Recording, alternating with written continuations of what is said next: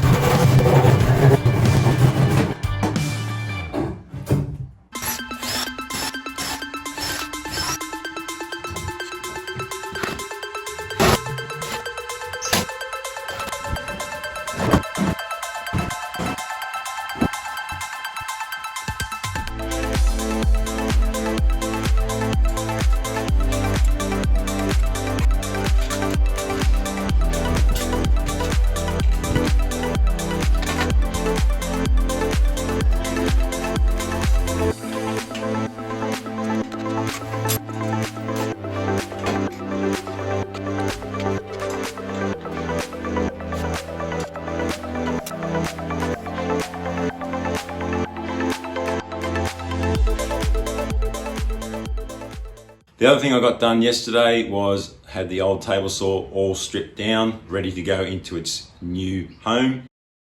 I've now got it in its new location, so it's about time that I let you in on what am I doing with my old table saw. So the new table saw has a couple of side wings on this side here. So directly on the side of the table saw itself is this cast iron wing here. So that measures about 440. That gets bolted onto there. And then on the end of that cast iron wing goes another wing, which is this sheet metal one.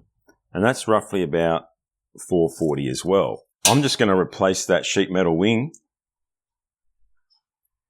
with my existing table saw. This is 510 wide, pretty close. So yeah, I thought, may as well. The reason why I'm keeping the old table saw is it's great for small cuts. I'm just imagining that if I want to do very small, delicate cuts, this big table saw or bigger table saw, it's probably not really the tool for the job.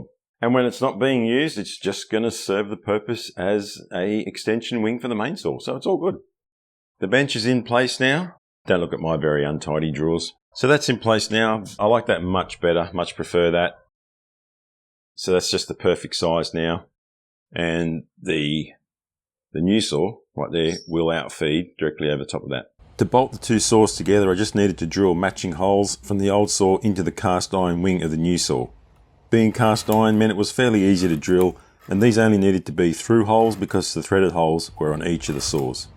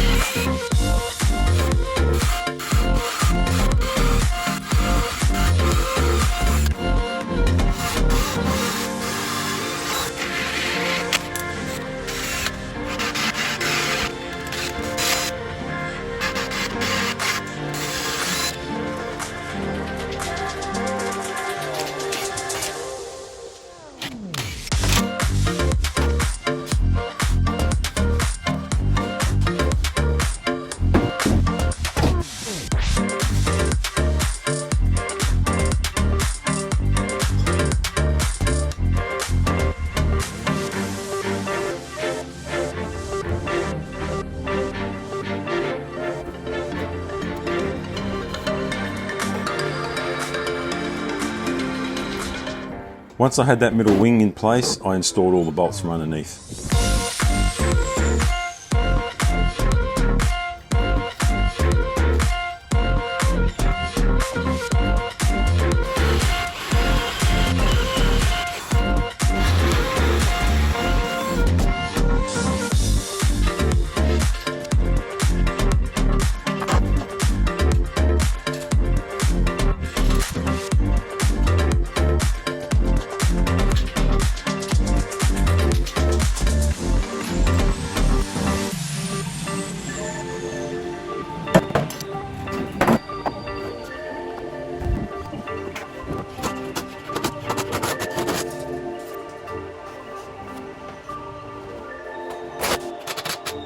So I've run into a bit of a problem with the dust extraction on this new saw. The original port is at the very back of the saw, and I need to attach a blast gate because that's how I control the dust extraction on each of my tools. They each have their own blast gate, and that's with a micro switch, and that's how I turn the dust extraction on and off.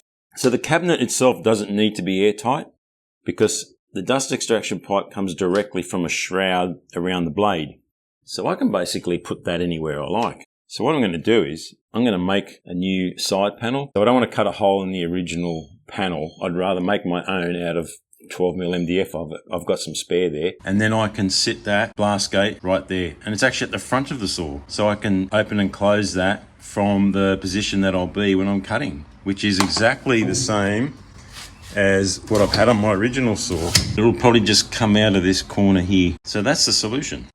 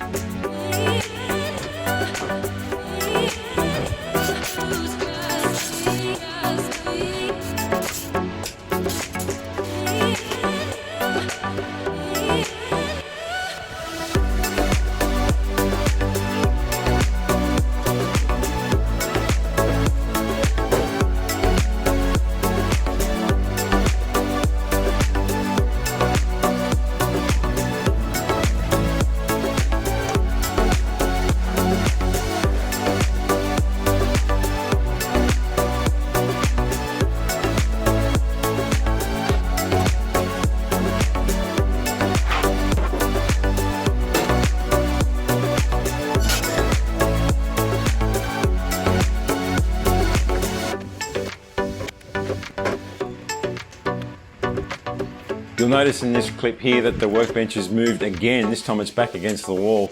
I can't tell you how many times I moved that workbench back and forth for a number of reasons, getting the dust extraction in place or whatever. But this time it's in the way of the outrigger of the new saw. So I've got to make even more modifications to the workbench.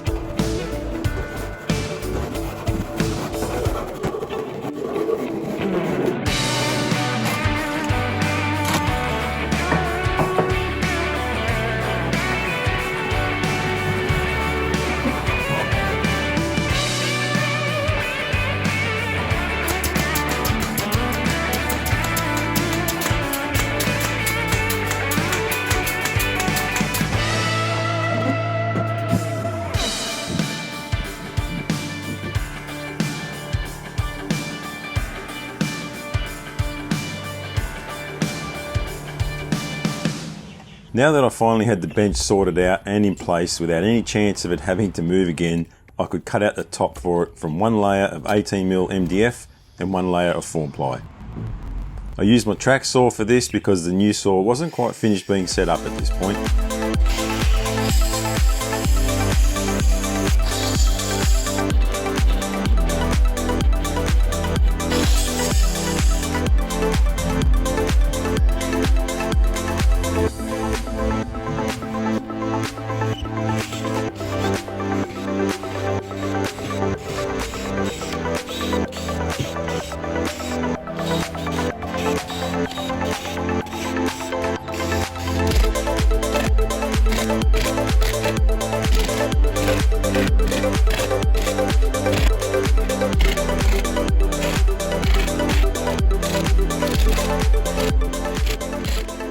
And this is the end result.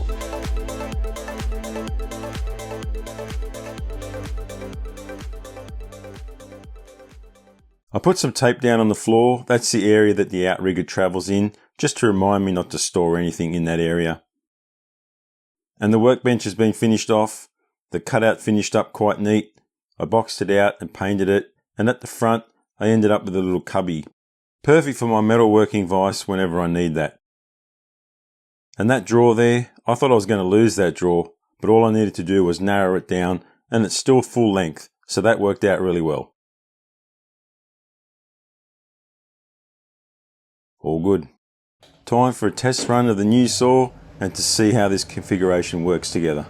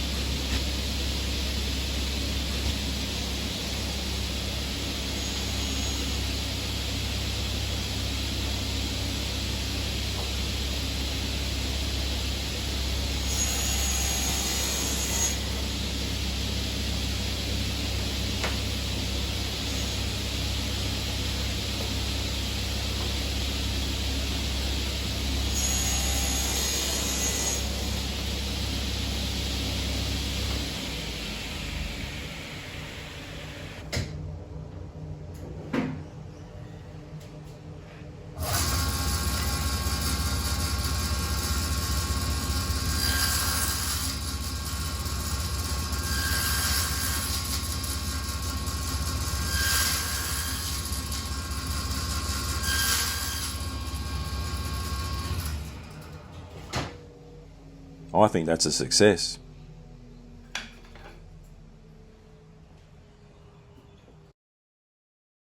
Well, that's it. I finally got there. That side of the workshop, the whole table saw set up, outfeed table. It's all done. There were a lot of frustrations along the way, but I finally got there and it's working out really good. So I'm happy with that. So as you saw in the thumbnail, it's not clickbait. For those of you that have stayed to the end of the video, I'm now going to reveal what was behind the secret curtain.